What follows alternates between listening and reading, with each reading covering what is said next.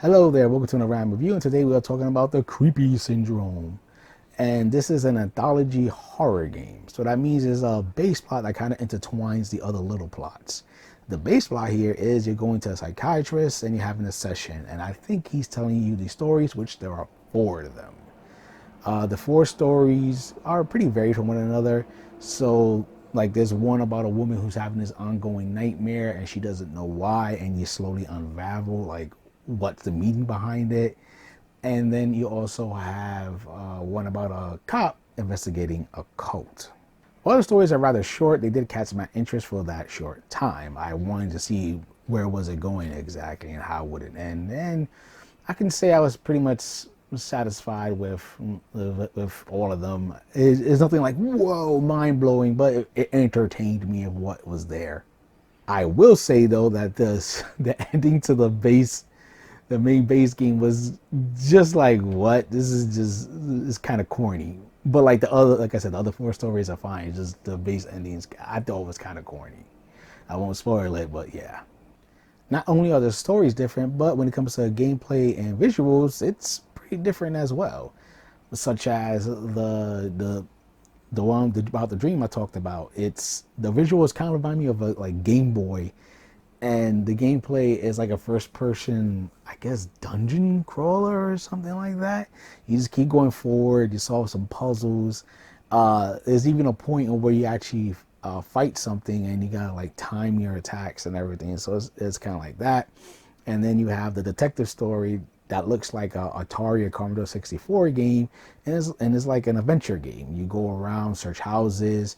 Every story here does have puzzles. That's one common theme in all of them. You have to figure out what goes to what or what to interact with.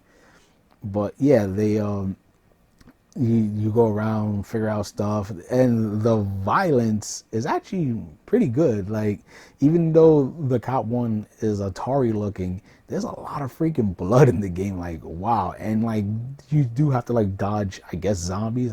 That's what I can tell. And it doesn't, all these visual styles don't take away from the game. It's still pretty creepy. The only one I guess you could say is kind of playing is the red button one, but even then that has like a little disturbing imagery here and there. And then there's even like the red button one's like it's a first person adventure game. So you gotta see what mixes and matches to proceed.